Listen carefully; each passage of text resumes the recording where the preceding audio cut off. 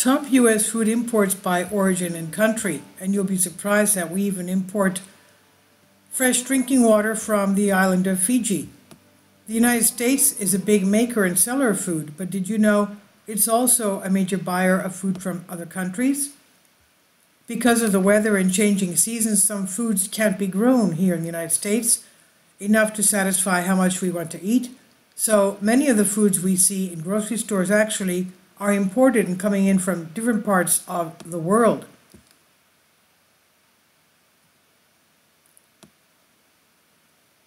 It points out the bigger sellers of different imported foods, and there's a very beautiful diagram here.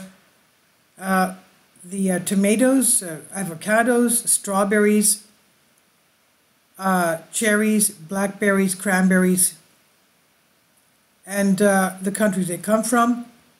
A lot of beef coming in from, and swine coming in from Canada. Australia has bovine as well.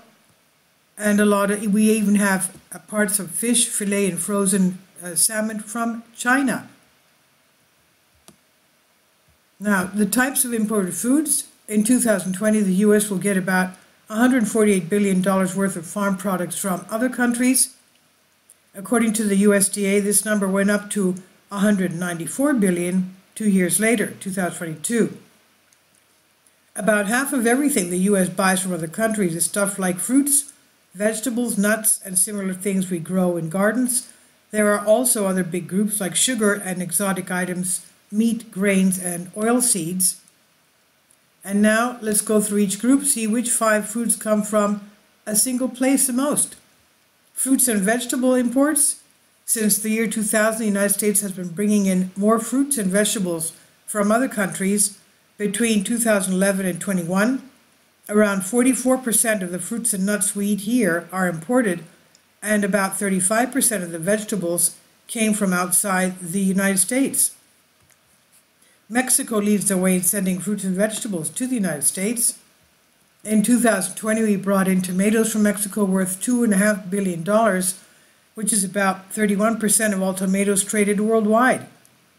Avocados, which come from central Mexico, were almost as popular, with imports worth $2.1 billion. Generally, the big sellers of fruits and vegetables to the U.S. are countries in North and South America. They often send products from places like Guatemala, Chile, Peru, Costa Rica, and Brazil. Meat imports. The United States really likes beef more than anything else in the world. Each person eats around 84 pounds of it every year, making us third on the list. Even though we make a lot of beef ourselves, we still buy a bunch from other places, like Canada, New Zealand, Australia, and Mexico. In 2020, we'll get $8.7 billion worth of meat from other countries. Most of our imported beef comes from Canada. Over 70% of what they export goes to the United States.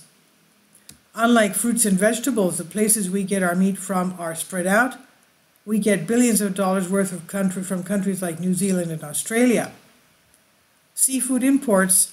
Even though we have lots of coastlines, we don't catch much of our own seafood. We import 70 to 85% of it. And in 2020, we spent $21.8 billion on seafood from around the world. The seafood we bring in the most is frozen shrimp and prawns, especially from India, totaling $1.9 billion. And our seafood comes from India, Chile, China, and Canada. Canada, lobsters and crabs, frozen. Our biggest seafood supplier overall is Canada, sending us $3.1 billion worth. They're the leaders in lobster and crab and whole fish imports. Chile comes next with $2.1 billion, mostly for fish parts like fillet or fresh meat. Other foods. There are various kinds of foods and agricultural items that the United States depends on other nations to provide, and the biggest single source food imports for the remaining groups: Canada, canola oil; Colombia, coffee, not roasted; Vietnam, cashews; Mexico, raw sugar and refined; Thailand, rice; and Italy for cheese. What might come as a surprise are the significant imports like refined canola oil from Canada that totaled up to $1.4 billion in 2020. Additionally, Vietnam sent an impressive $960 million worth of cashews to the United States. Diversity. The quantity and worth of the food brought into the U.S. demonstrates how different tastes are and the value of having a worldwide supply of food. This is especially important as the U.S. is among the leading food producers in the world. Because countries sometimes need to look outside their borders to meet demands for scarce goods or unique foods, the interconnectedness of the global food system is both crucial and delicate. What's apparent is that the American food selection is truly international, as many foods take extraordinary journeys from farms to tables.